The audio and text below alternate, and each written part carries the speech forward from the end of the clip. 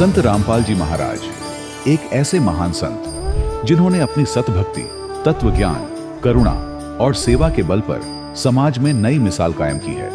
संत रामपाल जी महाराज की अगुवाई में उनके सभी सतलोक आश्रमों से समाज कल्याण के अद्भुत कार्यों ने समाज को सुनहरे भविष्य की एक नई उम्मीद दिखाई है। संत रामपाल जी महाराज से नाम दीक्षा लेने के बाद लाखों लोगों की लाइलाज बीमारियां जैसे कैंसर, एड्स आदि ठीक हुई। संत जी के ज्ञान से प्रेरित होकर उनके अनुयायियों ने लाखों यूनिट रक्तदान किया। संत जी ने लाखों बहन बेटियों का दहेज मुक्त विवाह करवाया।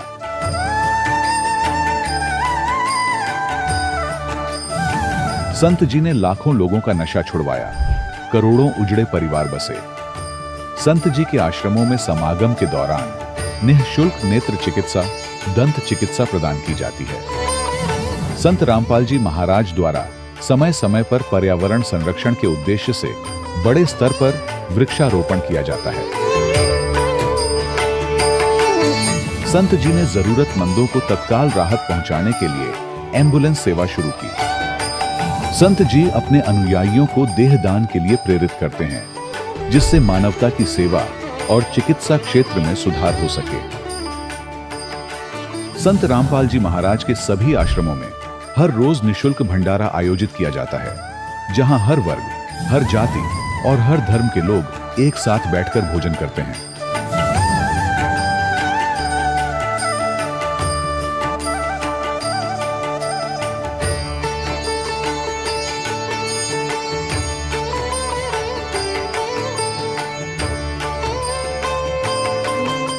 संत रामपाल जी महाराज की अन्नपूर्णा मुहिम ने गरीब और बेसहारा लोगों के जीवन में एक नई ऊर्जा और उम्मीद को जन्म दिया है। घर घर खाद्य सामग्री और जरूरी मदद पहुंचाकर संत रामपाल जी महाराज ने लोगों को दुख और मजबूरी से लड़ने की ताकत प्रदान की है।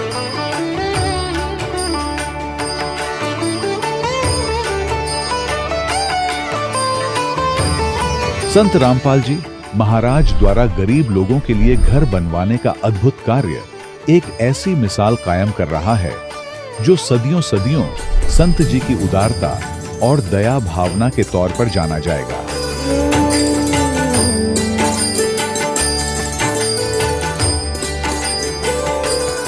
संत रामपाल जी महाराज के आश्रम में हजारों बुजुर्गों को सम्मान और प्यार के साथ जीवन जीने का अवसर मिलता है। उनके खाने, रहने और स्वास्थ्य की पूरी जिम्मेदारी संत रामपाल जी महाराज उठाते हैं। अनाथ बच्चों के लिए संत रामपाल जी महाराज के सभी आश्रम किसी वरदान से कम नहीं। यहाँ उन्हें शिक्षा, संस्कार और भविष्य के लिए बेहतर अवसर प्रदान किए जाते हैं। चाहे बाढ़ हो, भूकंप या महामारी, संत रामपाल जी महाराज और उनके अनुयायी हमेशा ही जरूरतमंदों के लिए सबसे आगे खड़े रहते हैं। कोविड महामारी के दौरान संत रामपाल जी महाराज के आश्रमों से करोड़ों लोगों के लिए भोजन, दवाइयां और जीवन रक्षक सामग्रियां उपलब्ध कराई गई। चाहे गरीब की मदद हो या किसी शोषित और पीड़ित वर्ग के हक और सम्मान की लड़ाई, संत रामपाल जी महाराज ने हमेशा ही उनकी दबी आवाज को सरकारों तक पहुंचाया है और उन्हें उचित न्याय दिलवाने में अहम भूमिका अदा की है। समाज में आध्यात्मिक और सामाजिक मूल्यों के प्रति जागरूकता लाने में संत रामपाल जी महाराज हर कदम पर मानवता के सच्चे सेवक साबित हुए हैं। संत रामपाल जी महाराज का जीवन हमें सिखाता है कि सच्ची सेवा वही है जो निस्वार्थ भाव से की जाए। आइए हम भी इस महान सेवा के कार्य में इस महान संत से जुड़ें और संत रामपाल जी महाराज से नाम दीक्षा लेकर अपने जीवन को धन्य बनाएं।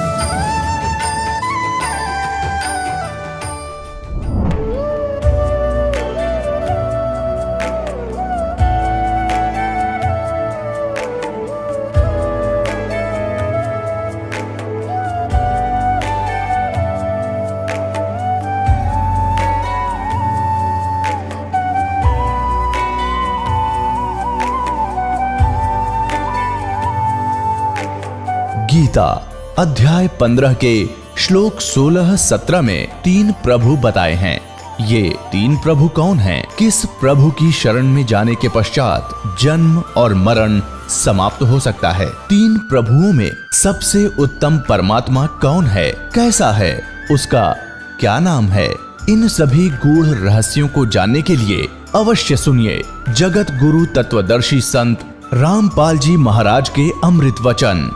सत साहिब दर्शकों, वेदों में प्रमाण है कि पूर्ण परमात्मा अपने भक्तों के सभी रोगों का अंत कर सकता है, और यदि रोगी की मृत्यु भी हो गई हो तो भी पूर्ण परमात्मा उसे वापस जीवित कर उसे 100 वर्षों की आयु प्रदान कर सकता है। ऐसी ही एक जीवित मिसाल है जयपुर राजस्थान की रहने वाली ज्योति जांगिड़ जी की। एक समय था जब ज्योति जी मृत्युशैया पर थीं। उनके दोनों फेफड़े खराब हो चुके थे और आज मीडिया के सामने आकर ज्योति जी ये बता रही है कि मैं पूर्ण रूप से स्वस्थ हो गई हूँ। इनका ये भी कहना है कि संत रामपाल जी महाराज ही पूर्ण परमात्मा हैं। आखिर ज्योति जी संत रामपाल जी महाराज को पूर्ण परमात्मा क्यों कह रही है? आइए जानते हैं ज्योति जी की कहानी उन्हीं की जुबानी। नमस्कार जी। नमस्कार। क्या नाम है बहन जी आपका? ज्योति जांगिड़। ज्योति जी, आप कहाँ से आई हैं? जिला जयपुर राजस्थान। संत रामपाल जी महाराज से नाम दीक्षा आपने कब ली? मार्च 2013 को। संत रामपाल जी महाराज से नाम दीक्षा लेने से पहले क्या आप कोई भक्ति साधना भी करती थी? जी हाँ, मैं हिंदू धर्म में जो भी साधना हुआ करती थी वही सब किया करती थी। नवरात्रि के व्रत रखा करती थी, श्री कृष्ण जन्माष्टमी की व्रत रखा करती थी, 16 सोमवार के व्रत किया करती थी और श्याम जी में मेरी बहुत श्रद्धा थी। तो फिर संत रामपाल जी महाराज की शरण में आप कैसे आईं? संत रामपाल जी महाराज की शरण में आने का सबसे बड़ा कारण, मुझे एक भयंकर रोग था। मुझे 2013 में टाइफाइड हो गया था। इसके बाद फेफड़े ख़राब हो गए थे, लंग्स ख़राब हो गए थे, रोग ज़्यादा बढ़ गया और मैंने डॉक्टर्स के पास सलाह ली। डॉक्टर्स ने बताया कि अब इसका इलाज नहीं होगा, क्योंकि मैंने एक ही डॉक्टर से नहीं, मैंने जयपुर के पूरे हॉस्पिटल्स में दिखाया था, चेकअप कराया, लेकिन मुझे कोई आराम नहीं मिला। अंत में मुझे कह दिया गया कि ये लास्ट स्टेज पर है, इसे ले जाओ, इसका कुछ नहीं हो सकता। संत रामपाल जी महाराज की शरण में मेरे आने का यही कारण था कि मैं बहुत ही बीमार थी। जब मृत्युशैया पे थी तो मेरे पेरेंट्स मुझे यहाँ अपने घर लेके आ गए। यहाँ लाने के बाद मुझे ज्ञान गंगा पुस्तक मिली, जो कि मेरे पेरेंट्स पहले से ही सत्संग देखा करते थे, ज्ञान गंगा पुस्तक पढ़ा भी करते थे।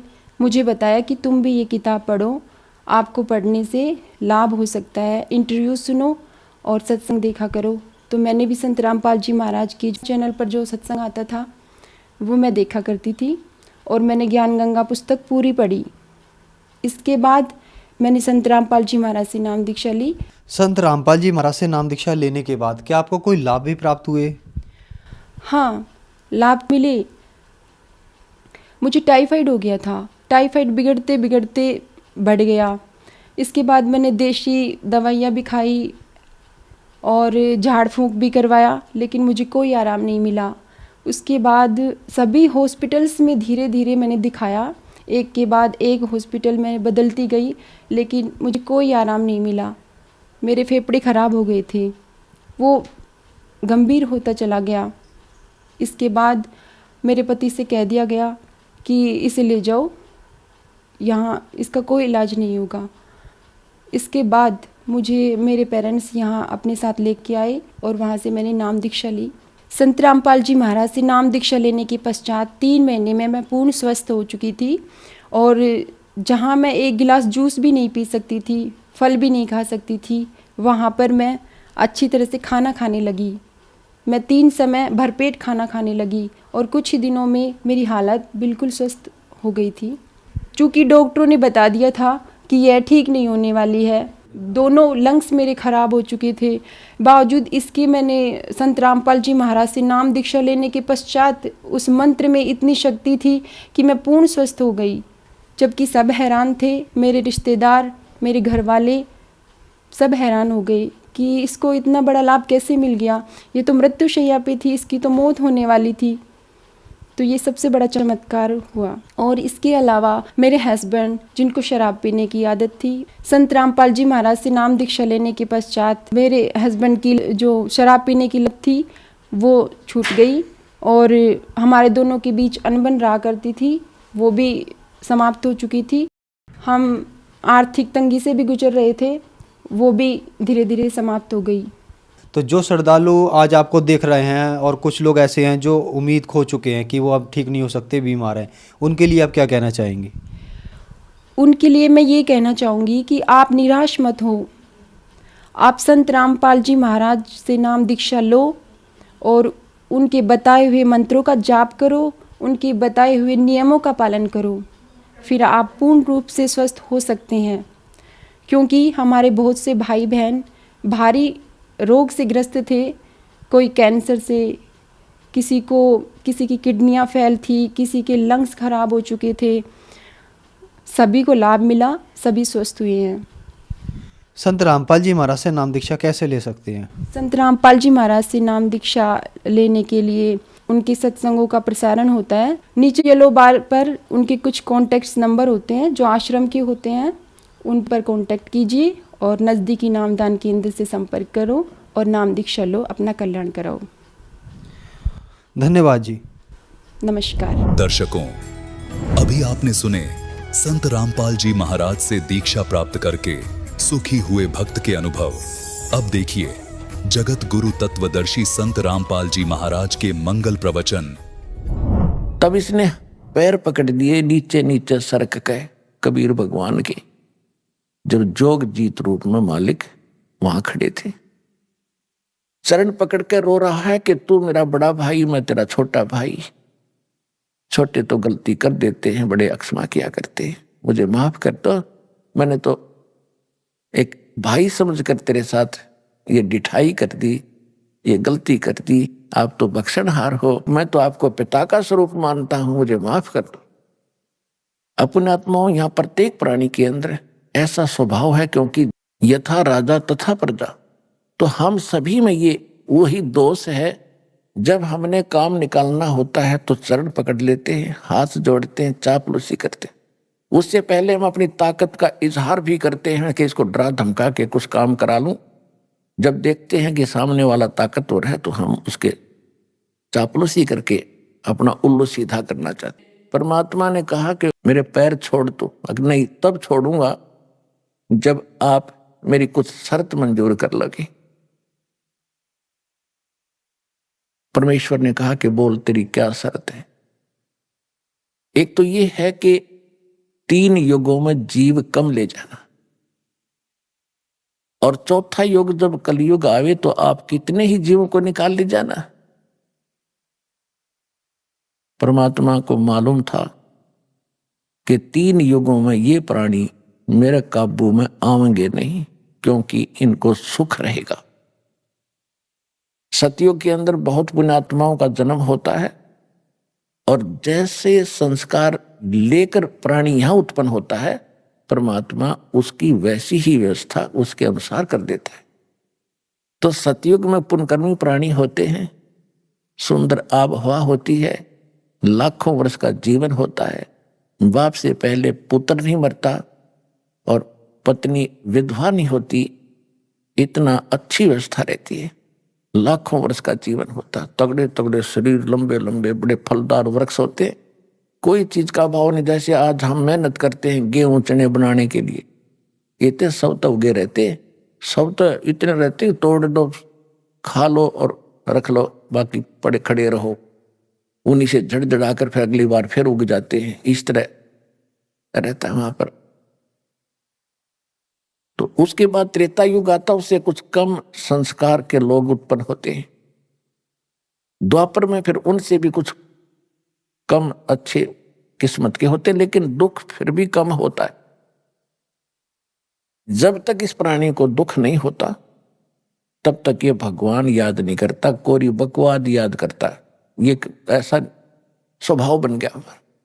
तो परमात्मा को मालूम था कि 3 युगों में ये पार नहीं होंगे, ये सुनेंगे भी नहीं मेरी बात।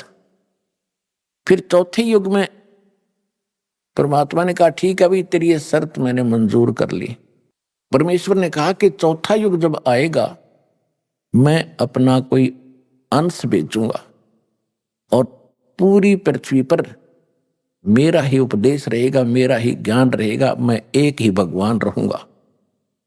तब इसने सोचा यह तो बात बिगाड़ेगा।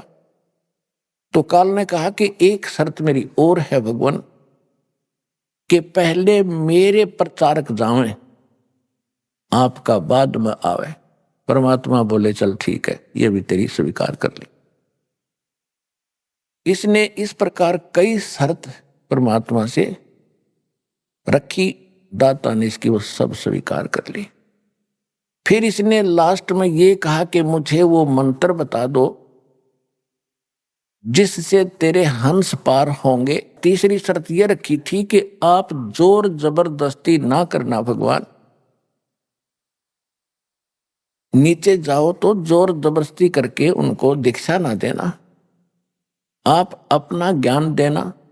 आपके ज्ञान को कोई स्वीकार करे तो वो आपका हो, आपके ज्ञान को स्वीकार ना करे वो मेरा हो। ये तो मालिक को पता था कि जब तक इनको ज्ञान ही नहीं होगा तो ये मेरे कैसे हो सकते। परमात्मा बोले भाई ठीक है। फिर इसने शर्त रखी जी, एक शर्त और है। क्या? कि पहले मेरे प्रचारक जाएंगे, आपका फिर बाद में आवे कलयुग में। परमात्मा ने कह दिया कि ठीक है, ये तथास्तु, हम बाद में चले जाएंगे। जब इसने देख लिया, क्योंकि जीव है ये भी, और जीव की बुद्धि जीव सत्र की होती है, और कबीर परमात्मा है, सर्वशक्तिमान है, सर्वज्ञ है। तब उसने क्या देखा कि अब ये क्या करेगा, चौथे युग में आएगा, कर लेंगे जो करना है। एकदम खड़ा हो गया, गर्द निकली, बच्चा सुखी, इस फार्मूले से खड़ा हो गया। तो तब कहा कि जाओ जोग जीत संसारा, जीव न माने कहा तुम्हारा। फिर कहते द्वादश पंथ करूं मैं साचा, और नाम तुम्हारा ले करूं अवाचा। उन द्वादश पंथ नाम जो ले ही, वो हमरे मुख आन समोही, और अनेक पंथ चलाऊं, या विद जीवा को भरमाऊं, देवल धाम और मंदिर पुजवाऊं, और तीर्थ व्रत जब तप चतलाऊं, और जाइयो जोग जीत संसारा। फिर जीव न माने कहा तुम्हारा, जीव तुम्हारा कहा न माने, हमरी ओढ़ हो बाद बखाने। ऐसे अज्ञान से भर दूंगा, मंदिर मस्जिद गुरुद्वारे धाम इनकी पूजा पर दृढ़ कर दूंगा, तीर्थ व्रत जब तप चतलाऊं, या विद जीवों को भरमाऊं। तीर्थों पर, व्रत के ऊपर, धाम, मंदिर, देवल कहते मंदिर को, इनमें दृढ़ कर दूंगा इनकी बुद्धि को, और तेरी कोई नहीं सुनेंगे। जब तुम्हारा पीछे अंश जाएगा उसकी कोई नहीं सुनेगा, और मेरे वकील बन करके तुम्हारे साथ विवाद किया करेंगे।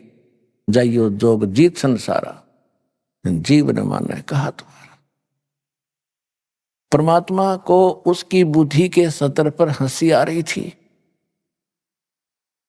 और परमात्मा ने कहा ठीक है, चौथा युग जब कलयुग आई, तब हम अपना अंश पठाई। घर घर देखो बोध विचारा, सतनाम सब ठोर उचारा।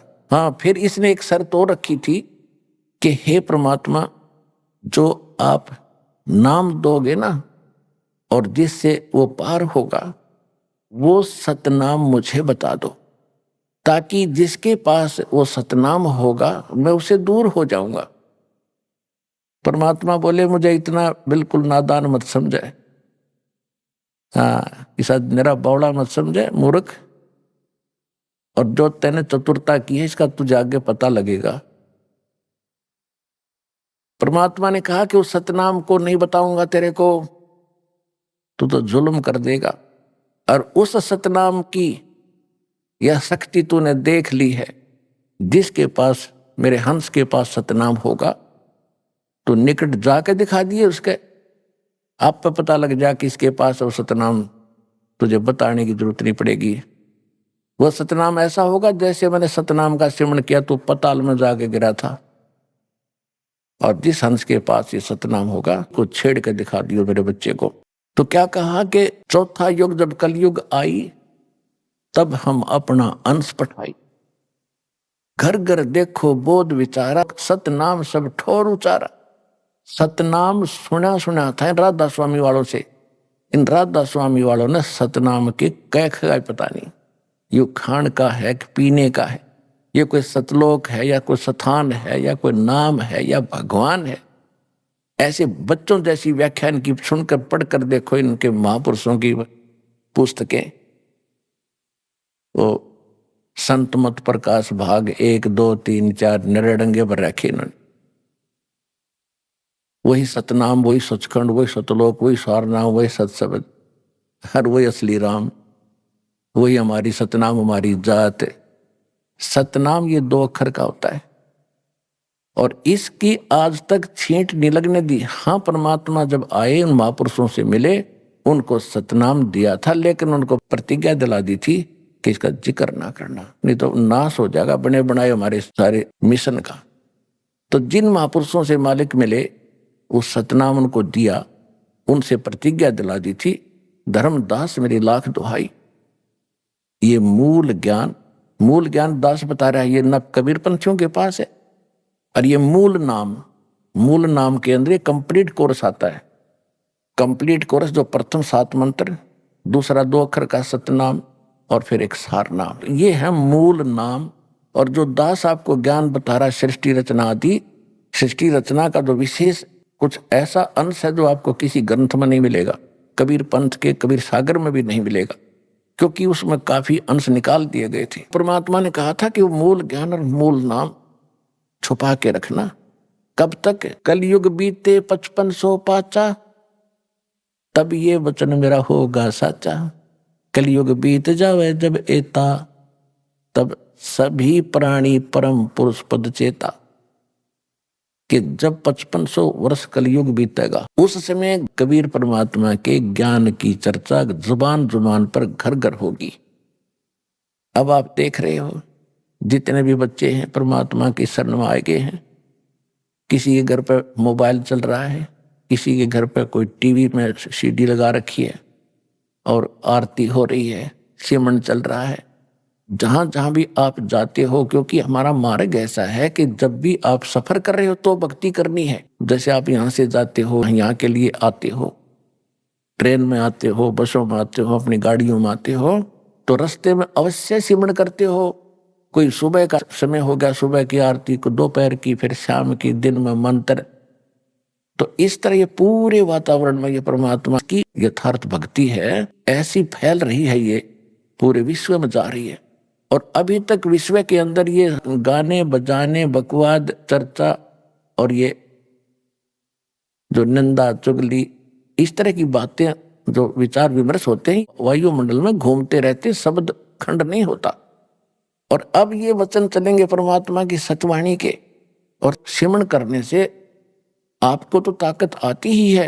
वो जो बाहर निकलता है एक मंत्र, उपदेशी पूर्ण संत से लेकर फिर जाप करते हो, बाहर निकालते हो, तो वातावरण में फैलता है।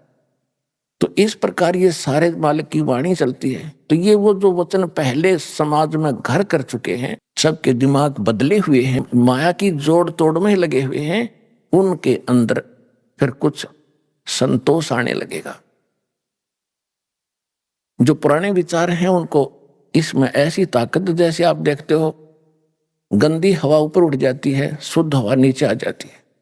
तो परमात्मा के जो वचन ज्ञान आप सुन रहे हो, टीवी पे सुन रहे हो, चिप में सुन रहे हो, मोबाइल से, तो मेमोरी कार्ड से चला रहे हो, या वैसे अपना सांस का सिमरन कर, तो ये शुद्ध यथार्थ भक्ति है। ये वातावरण में नीचे नीचे रह जाएगी। और जो ये पहले की बकवादें हैं, जो लड़ाई झगड़े घर घर में हो रहे हैं, आपस में लड़ते रहते हैं, तो ये सारे समाज में घूम रहे, तो सबके माइंड पर टकरा कर वो सबको ऐसे बेचैनी पैदा कर रहे हैं। अब धीरे धीरे सब में शांति आएगी और वो जो पहले वाले विचार ऊपर उठ जाएंगे, वो आपको अफेक्ट करने की रेंज में नहीं रहेंगे। एक उदाहरण सुनाता हूं आपको। एक साधु संत अपनी किसी शिष्या के घर चला गया। उस माई के घर पे उसकी बहन आई हुई थी और उसकी बहन की लड़की विधवा हो चुकी थी और उस संत के साथ 2-4 भक्त और भी साधु थे। उन सब ने वहां पहुंच गए तो उसकी जो शिष्या थी उस संत की, उसने अपनी बहन का सहयोग लिया खाना बनाने में कि बहन खाना बना, कई भक्त आ गए हैं, महात्मा जी आए हैं। तो जब उन्होंने खाना खा लिया, शाम ने वह सो गए, तो सारी रात वो संत बैठा रहा। ऐसा सपना आया उसको कि जैसे मेरी बेटी विधवा होगी। हे भगवान, छोटे छोटे बच्चे हैं, इसका क्या होगा, ये कैसे जीवन निर्वाह करेगी, मेरी तो भोली भाली बेटी है, ये कैसे जिएगी। ऐसा करता करता इतना बेचैन होकर वो उठा तो काफी चिंतित था, कोई क्या हुआ। सपने में मैं कभी ये बात भी नहीं करता, कभी चर्चा भी नहीं चलती, ये आया तो आया कैसे सपना। तो उसने उठकर अपने गुरुजी से बताया। तो गुरुजी ने कहा मैं बताता हूं ये क्यों आ गया सपना।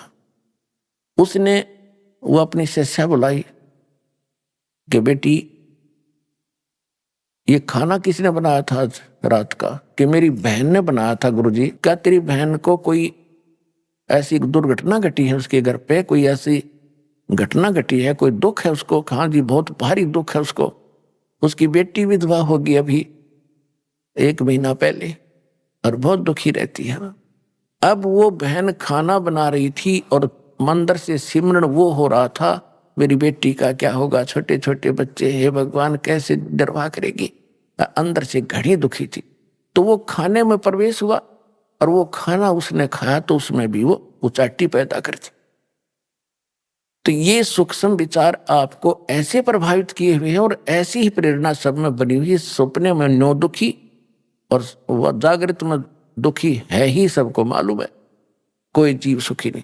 तो परमात्मा की ये जो वाणी अब चल रही है ये बहुत प्रचुर मात्रा में होगी और ये फिर क्या करेगा, पूरा वातावरण ऐसे चेंज होगा, ये ऊपर चले जाएंगे जो दूसरे वचन हैं जो आज तक सुनते रहे। लेकिन अब उनकी संख्या ज्यादा है, उनकी क्वांटिटी ज्यादा है, हमारी थोड़ी है, तो फिर भी ये ज्यादा प्रभावशाली रहेगा। इनको धीरे धीरे तो हमारे एक गांव में 10 घर 20 परिवार हैं, बाकी सैकड़ों 200-300 दूसरे चर्चा वाले।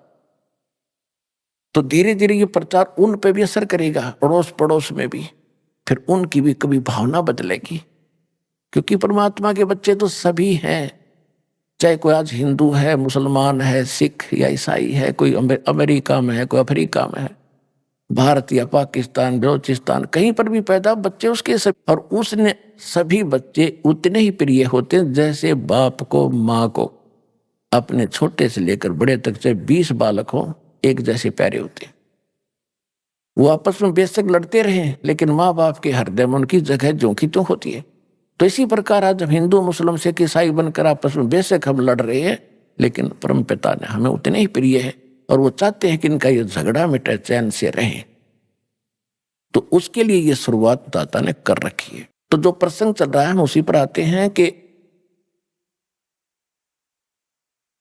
अब उस परमात्मा ने जो वचन किया था और काल ने भी कहा था कि आप बेशक उस समय में कितने ही प्राणी ले जाना चौथे युग में। तो परमेश्वर ने 600 वर्ष पहले धर्मदास जी से कहा था, धर्मदास मेरी लाख दुहाई, ये सार शब्द की तबार न जाई, सार शब्द बाहर जो पढ़ी, ये बिचली पीढ़ी हंस न तरही। तो पुण्यात्मा परमात्मा ने, कबीर भगवान ने पहले ज्ञान दिया था इस काल भगवान को, जिसमें कंप्लीट स्पिरिचुअल नॉलेज था, पूर्ण अध्यात्म ज्ञान था। इस काल भगवान के ब्रह्म के अंतःकरण में परमात्मा ने डाल दिया था, समय उसका निर्धारित कर दिया था। उसके बाद वो ऑटोमेटिकली इसके श्वासों के माध्यम से, ब्रह्म के श्वासों के माध्यम से वो बाहर आए। इसने उनको देखा और पढ़ा, इसको पता चला कि इसके अंदर तो वही ज्ञान है जो मेरा पर्दाफाश कर देगा। तो इसने वो मेन जो पार्ट थे, हिस्सा था, मुख्य मुख्य हिस्सा अंग उस वेद के कैंसिल कर दिए। 4 वेद रख लिए इसने। इन चारों वेदों में महिमा तो पूर्ण परमात्मा की है, कबीर भगवान की, लेकिन भक्ति की विधि केवल ब्रह्म तक की है। ओम का नाम और ये 500 यज्ञ, इतनी है बस। परमात्मा ने उसकी पूर्ति करने के लिए स्वयं आना पड़ता है। चारों युग में संत पुकारे और को के कहा हम हेल रे, हीरे माणक मोती बरसे ये जग चुगता ढेल रे। सतयुग में सत सुकरत कह टेरा, त्रेता नाम मुनींदर मेरा। द्वापर में करुणा में कहाया, कलयुग नाम कबीर धराया। मैंने चारों युगों में आके ज्ञान दिया। सतयुग में परमात्मा का नाम सत सुकृत ऋषि था, त्रेता में मुनिंदर ऋषि के नाम से प्रसिद्ध हुए, और द्वापर में करुणा में नाम से, और कलयुग में कबीर उनका ओरिजिनल नाम है। उस नाम से परमात्मा कलयुग में प्रकट हुए। इस कबीर नाम में भी बहुत ताकत है। जैसे कुरान शरीफ में एक कलमा है इनका, उस कलमा में करते हैं अल्लाहु अकबर। अल्लाहु अकबर, अल्लाह माने अल्लाह, अल्लाह माने भगवान, अकबर, अकबर नहीं, वो कबीर है। जैसे अपभ्रंश करके हम उसको अपनी अपनी भाषा में चेंज कर लेते हैं, तो अल्लाह कबीर है, कबीरू है, कबीरन है, तो बोलने का अंतर है ये, और भाषा में अंतर हो जाता है।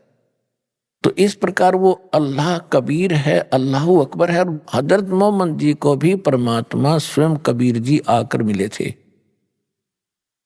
उसमें तक हजरत मोहम्मद जी का बहुत बोलबाला हो चुका था, काफी शेष हो गए थे, मुसलमान उनके अनुयायी गणे हो गए थे।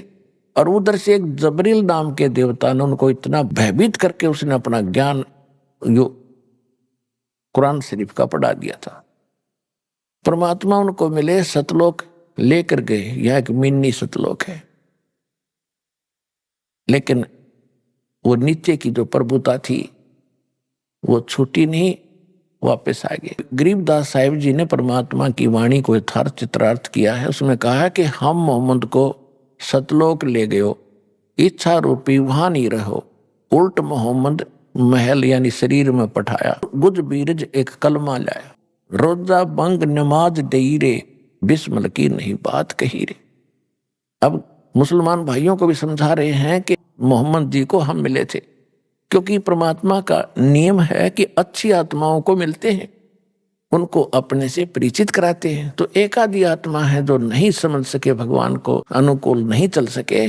बाकी कलयुग के अंदर जिन महापुरुषों ने परमात्मा को जाना, उनकी बात को माना, उनके कुछ शुभ नाम दास आपको याद दिलाता है।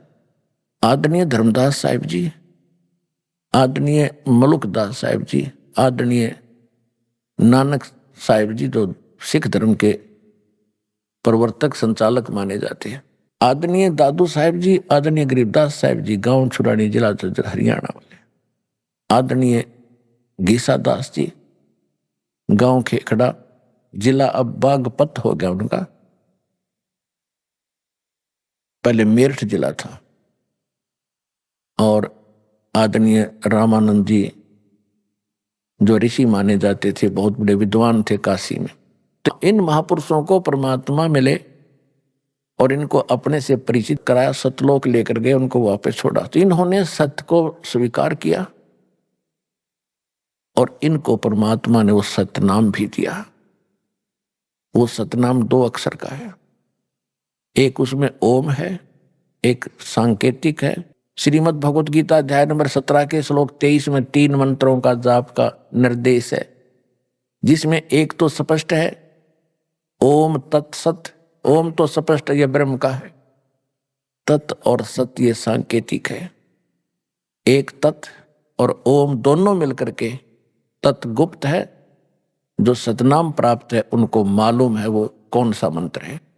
तो ये दोनों मिलकर सतनाम बनता 2 अक्षर का, और यही 2 अक्षर का नाम धर्मदास जी जाप करते थे, सतनाम। इसको श्वास वो श्वास से जाप करना होता है। श्वास जब बाहर छोड़ते हैं एक मंत्र छोड़ना होता है, अंदर लेते हैं जो दूसरा मंत्र सतनाम के 2 अक्षर का। तो इस प्रकार सिमरण किया हुआ है सतनाम की बहुत बड़ी कीमत होती है। उसके विषय में गरीबदास साहिब जी ने एक थोड़ा सा हिंट दिया है कि जो सतनाम तुम्हें प्राप्त है अधिकारी से मिला है, जैसे इस दास से ये दीक्षा ले ले कोई, और तीनों नाम भी प्राप्त कर लिए उसने, क्योंकि ये तो आपको देने ही है। जब योग्य हो जाओगे तो बुद्धि भ्रष्ट हो जा किसी मूर्ख की, और वो अपने आप स्वयंभू गुरु बनकर इन मंत्रों को आगे देने लग जावे, तो उससे कोई लाभ नहीं होने वाला। वो तो अपना जीवन नाश कर दिया उसने, क्योंकि गुरुद्रोही हो गया। और जो उसके शिष्य होंगे उनको कतई लाभ नहीं हो, क्योंकि अधिकारी के बिना ये मंत्र काम नहीं करे। अब जैसे एक व्यवहारिक बात है, कोई आपने पासपोर्ट बनवाना है या लाइसेंस बनवाना है गाड़ी चलाने का, यदि कोई डुप्लीकेट ज्यों का त्यों बना दे और नकली अधिकारी दस्तखत कर दे, ठीक है, इसको आप लेकर खुश भी हो जाओगे, गाड़ी भी चलाओगे, जिस दिन पकड़े जाओगे उस दिन आपके ऊपर आपत्ति होगी, और जिससे बनवाया हुआ भी जेल और आप भी सजा के पात्र होगे। ठीक इसी प्रकार इस विश्व में आज के दिन इस दास के अतिरिक्त इस सतनाम सार नाम के देने का कोई अधिकारी नहीं है, ये याद रख लेना।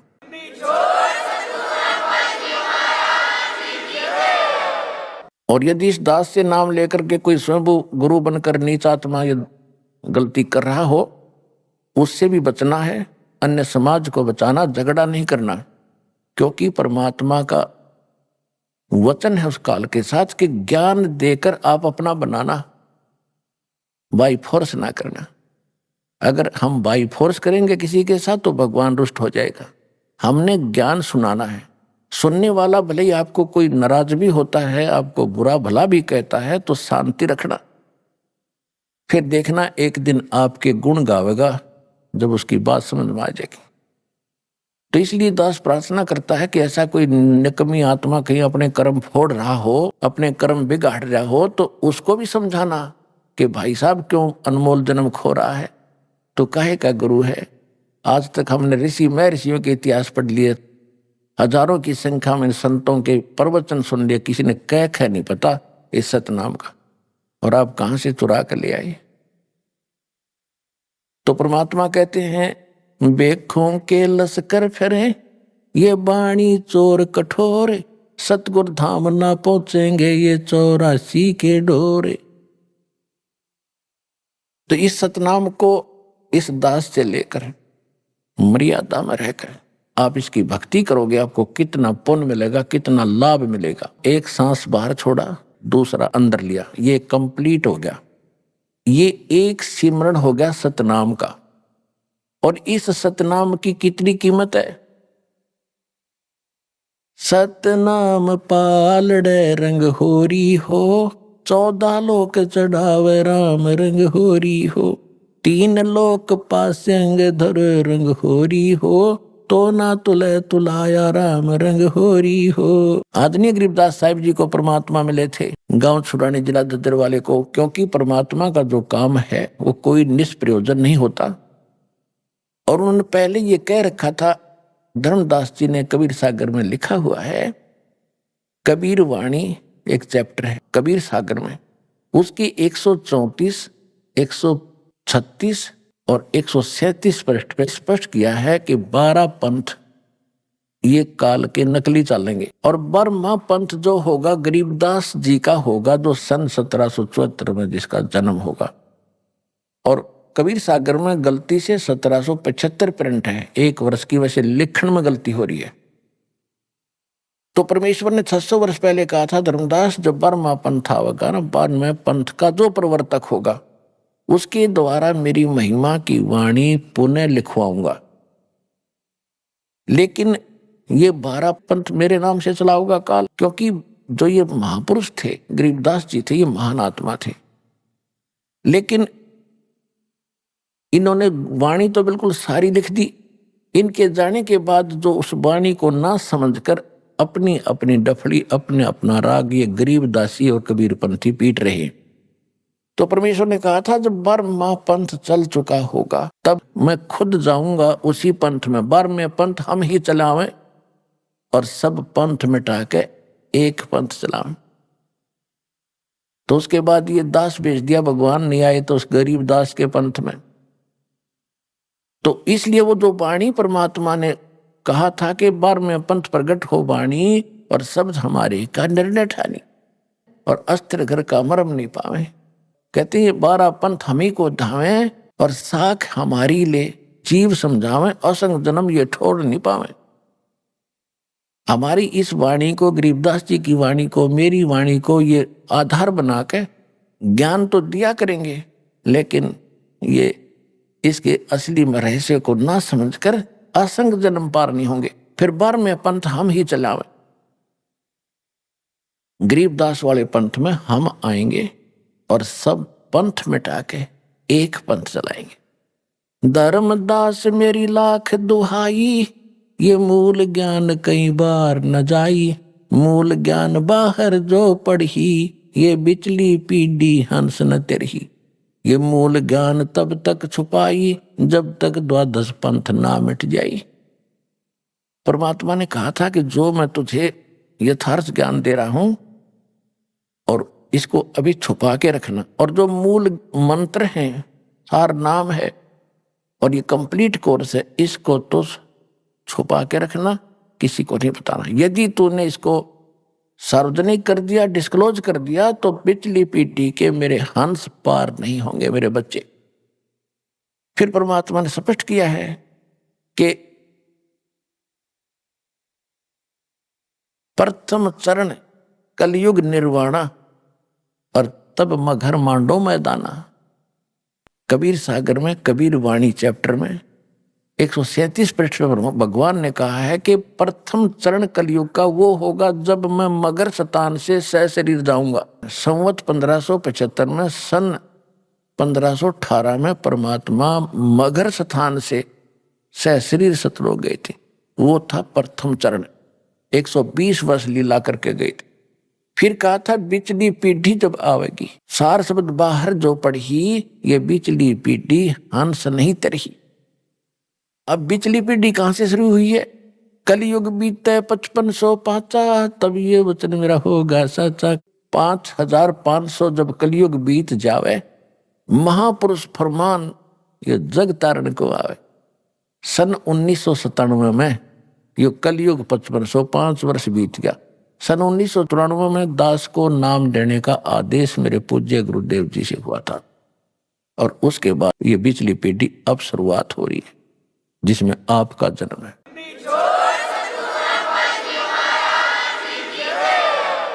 तो जो प्रसंग चल रहा था, तो परमात्मा ने वो सतनाम की महिमा बताई है।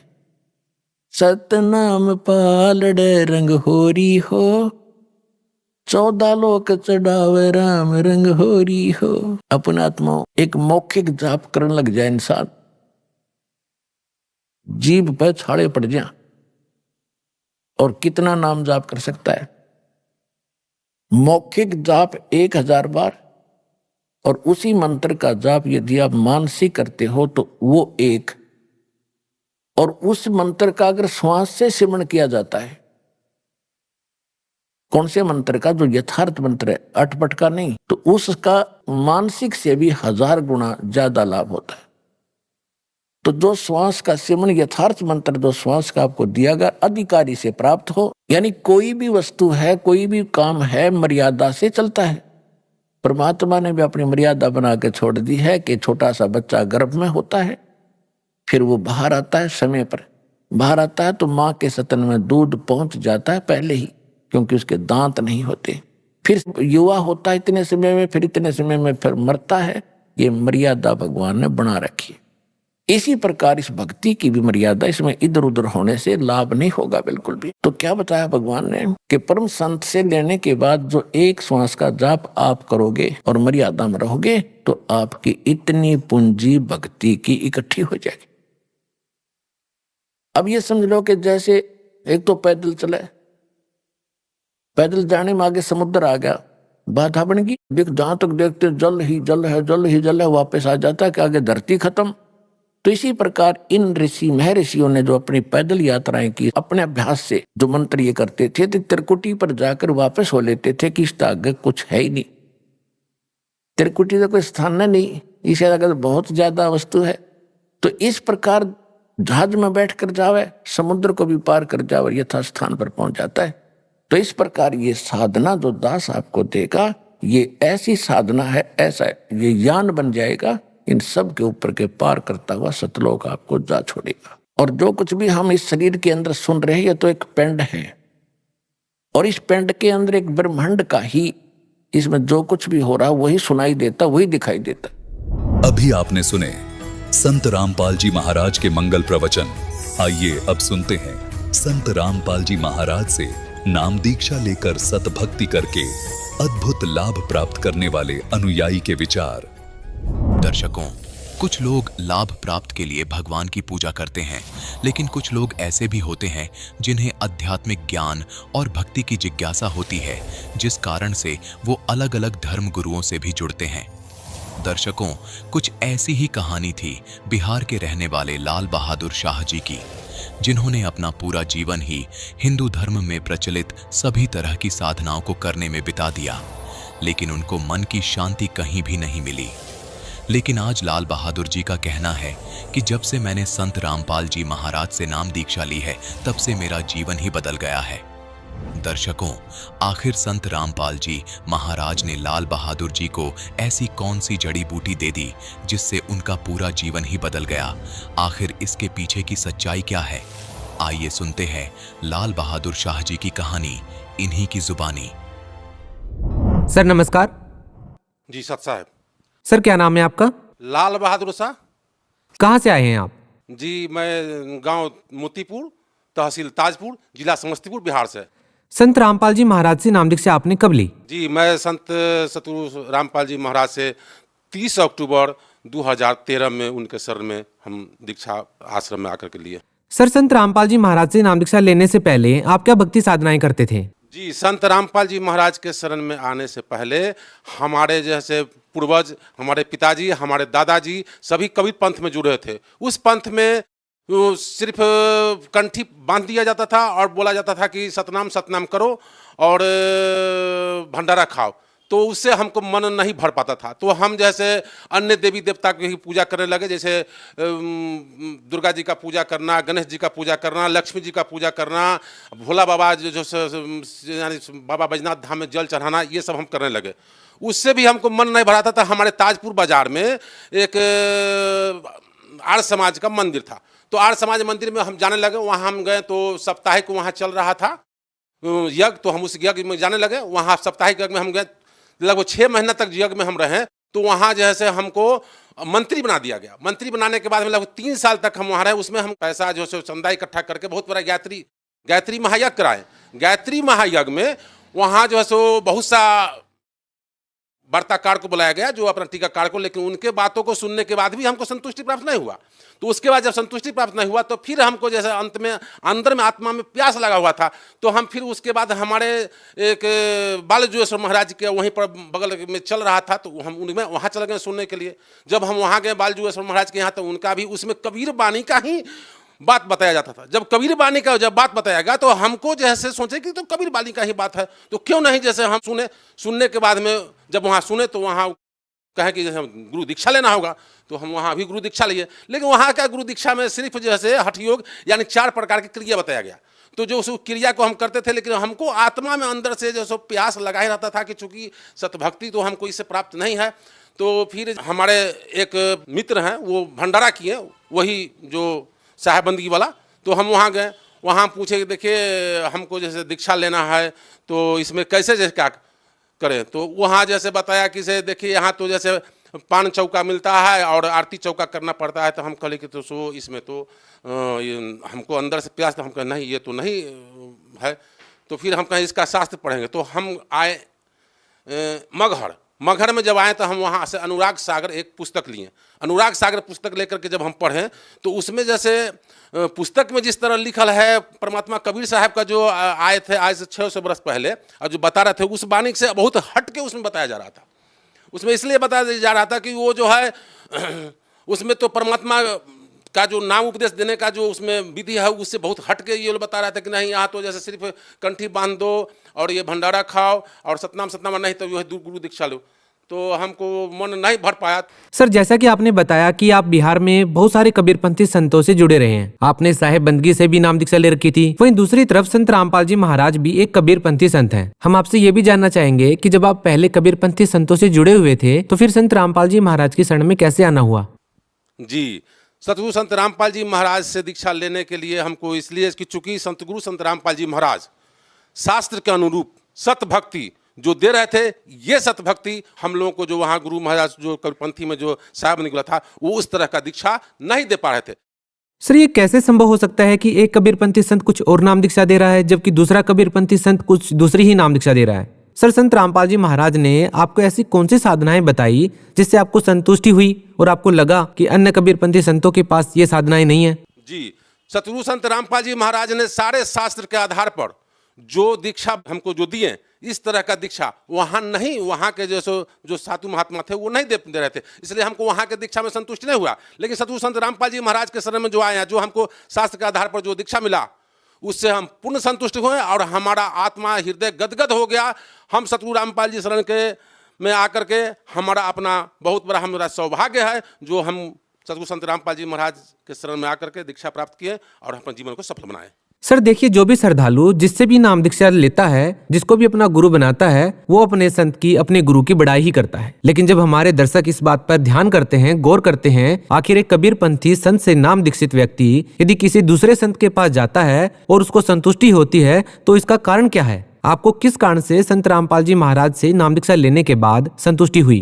जी, सतगुरु संत रामपाल जी महाराज से दीक्षा लेने के लिए मुख्य संतुष्टि तो हमको ये हुई कि उन्होंने जो दीक्षा का जो बताया कि हम माने पहले प्रथम मंत्र में उन्होंने जो 7 मंत्र का जो नाम दिए हैं एक, उसके बाद दूसरा में सतनाम देते हैं जो 2 अक्षर का श्वास से जाप है, और उसके बाद इन्होंने जो सार नाम देते हैं। तो चूंकि इस तरह का मंत्र और इस तरह का जो प्रमाणित वहाँ ज्ञान नहीं था, तो इसलिए हम सतगुरु संत रामपाल जी महाराज के शरण में आकर के यहाँ ज्ञान प्राप्त किया। सर, क्या कारण मानते हैं आप कि संत रामपाल जी महाराज ने जो नाम दीक्षा आपको दी है, जैसा कि आपने जिक्र किया कि संत रामपाल जी महाराज ने आपको सतनाम दिया, तो क्या ये वही सतनाम है जो कबीर साहिब जी ने धर्मदास जी को दिया था? जी, सतगुरु संत रामपाल जी महाराज ने जो सतनाम में जो मंत्र हमको दिए हैं, वो परमेश्वर कबीर साहब जो बताए थे धर्मदास साहब को, वही सतनाम मंत्र जो श्वास जाप करने का है, वो सतगुरु संत रामपाल जी महाराज ने हमको सतनाम के रूप में दिए हैं। यदि आपकी बात की जाए तो आपने ज्ञानगंगा पुस्तक में ऐसा क्या पढ़ा जिससे आप प्रभावित हुए? आपने संत रामपाल जी महाराज से आखिर नाम दीक्षा ली क्यों? जी, सतगुरु संत रामपाल जी महाराज के जो ज्ञान गंगा पुस्तक, उनका जो अमृत से भरा हुआ जो पुस्तक था, उसको जब हम पहले पढ़ा तो उसमें सारे शास्त्र का उसमें प्रमाण दिया गया था। जैसे 4 वेद है, 6 शास्त्र है, कुरान शरीफ है, बाइबल है, गीता है, सभी का उसमें सार था। इस प्रकार से जो 3 मंत्र में हमारे सतगुरु संत रामपाल जी महाराज मंत्र थे, ऐसा मंत्र वहाँ के कवि मत जो साहेब बंदगी वाला है वो ऐसा नहीं दे पाते हैं। वो सीधे एक बार में दे देते हैं कि तुम कर लो, लेकिन हमारे सतगुरु संत रामपाल जी महाराज 3 बार में देते हैं वो दीक्षा, और ये दीक्षा पा करके हम अपने जीवन को सफल किए हैं। ये सत भक्ति है, सत्य ज्ञान है, और सत्य ज्ञान यही है। सर, एक विचित्र बात देखने को ये भी मिली है कि कबीरपंथी संत हैं जितने भी, वो कबीर साहिब जी की वाणी को आधार बना करके सत्संग करते हैं, लेकिन किसी भी संत का ये कहना नहीं है कि वो कबीर साहिब जी को भगवान मानते हैं। वहीं दूसरी ओर संत रामपाल जी महाराज भी एक कबीरपंथी संत हैं और उनकी वाणियों को आधार बनाकर ही सत्संग करते हैं, लेकिन उनका मानना है कि वेदों में, गुरु ग्रंथ साहिब में, बाइबल में, कुरान में जितने भी पवित्र शास्त्र हैं, उन सभी पवित्र शास्त्रों में ये वर्णित है कि कबीर साहिब जी भगवान हैं, और संत रामपाल जी महाराज एकमात्र ऐसे संत हैं जो कबीर साहिब जी को भगवान सिद्ध करते हैं। ऐसा क्यों है? ये विरोधाभास क्यों है? जब 2 कबीरपंथी संतों की जब हम वाणियां देखते हैं, उनकी राय जानते हैं, तो अलग अलग मिलती हैं।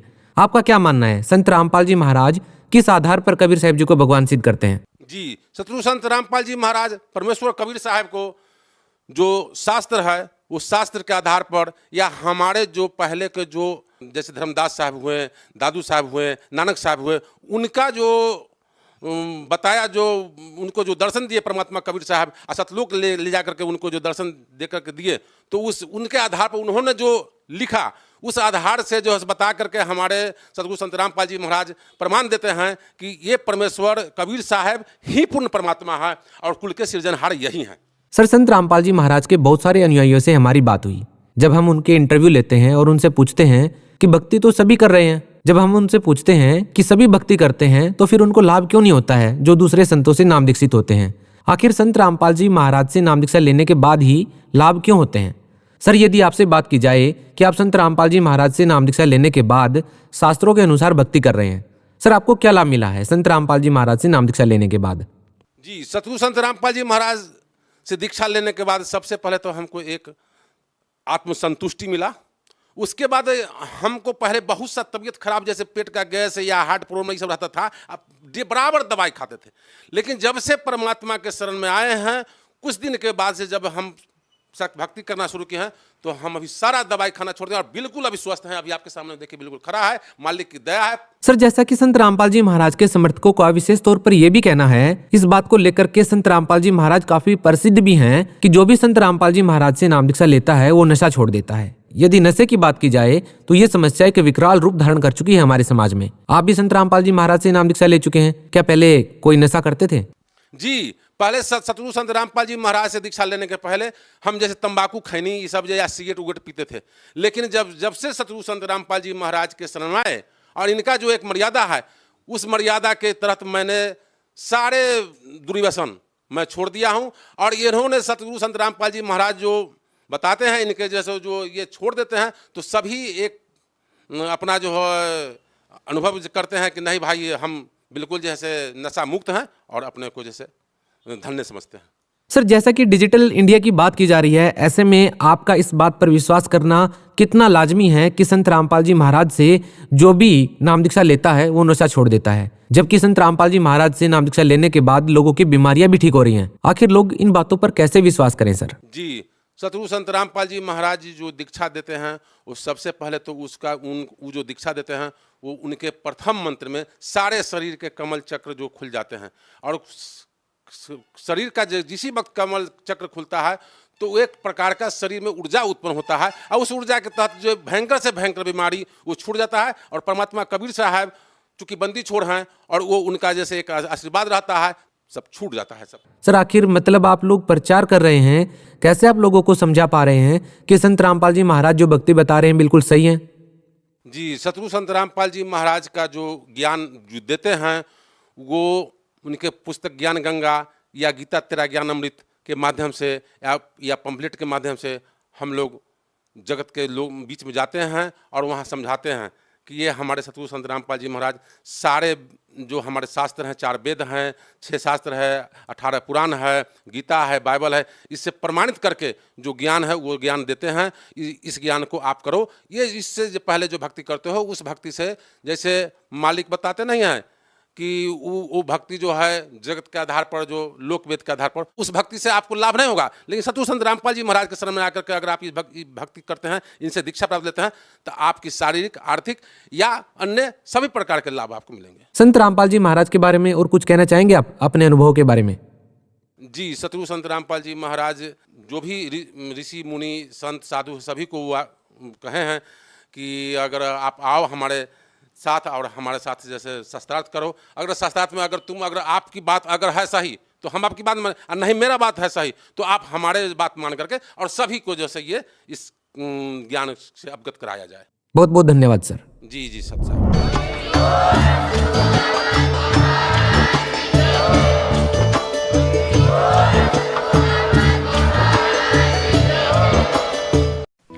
आप सुन रहे थे जगत गुरु तत्वदर्शी संत रामपाल जी महाराज के मंगल प्रवचन। अधिक जानकारी के लिए संपर्क करें।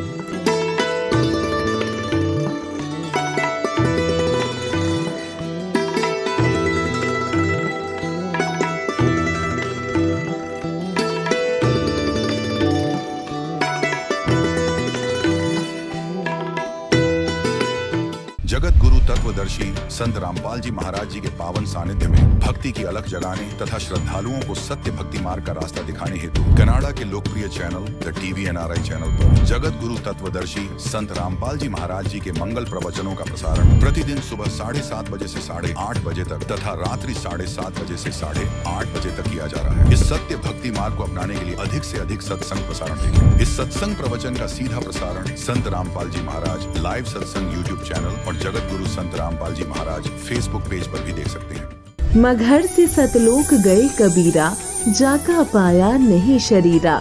सर्व सृष्टि रचनहार कबीर परमेश्वर जी के 508वें निर्वाण दिवस के पावन उपलक्ष्य में दिनांक 27, 28 व 29 जनवरी 2026 को नेपाल सहित भारत के 13 सतलोक आश्रमों में 3 दिवसीय महासमागम का आयोजन किया जा रहा है। इस पवित्र अवसर पर दहेज मुक्त विवाह, रक्तदान शिविर, नेत्र जांच शिविर, दंत चिकित्सा शिविर, आध्यात्मिक प्रदर्शनी, विशाल सत्संग व विशाल भंडारे का आयोजन किया गया है। आप सभी को इस अद्वितीय कार्यक्रम में सादर आमंत्रित किया जाता है। आपसे विनम्र निवेदन है कि अपने परिवार सहित इस कार्यक्रम में पधार कर इस आयोजन की शोभा बढ़ाएं और जगत गुरु संत रामपाल जी महाराज जी के सानिध्य में होने वाले इस विशाल सत्संग व अमृतमय भंडारे का आनंद लें। इस भव्य कार्यक्रम का आयोजन सभी सतलोक आश्रमों में किया जाएगा। इस कार्यक्रम का सीधा प्रसारण सतलोक आश्रम श्री धनाना धाम तहसील गुहाना जिला सोनीपत हरियाणा से 29 जनवरी 2026 को सुबह 9:30 बजे से श्रद्धा टीवी चैनल, संत रामपाल जी महाराज YouTube चैनल और स्पिरिचुअल लीडर संत रामपाल जी महाराज फेसबुक पेज पर भी देख सकते हैं।